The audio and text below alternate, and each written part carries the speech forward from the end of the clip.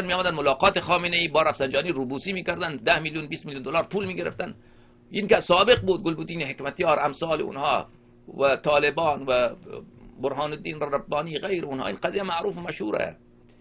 اما قضیه داعش منم از اول این گمانم این بود که اینا ایران درست کرده و هیچ امکان نداشت که اینها بیان این چنین در ایران عراق نفوذ بکنن، در سوریه این چنین نفوذ پیدا بکنن و این چند تا جوانی باشه که مثلا از تونس و از عربستان بلند شده و نظام‌های استخباراتی منطقه با اونها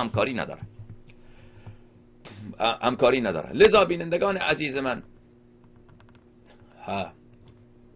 شما که میگویید که بله من سبب قتل شیعیان شده ام، این یک تهمتی بیش نیست. سبب قتل شیعه با بدترین دشمنان شیعه، کسانی که دست دوستی دراز کردن، نظام ایران بوده، به بدترین دشمنان شیعه اسلحه داده، پول داده. خامنه ای هست، رفسنجانی هست، استخبارات و اطلاعاتی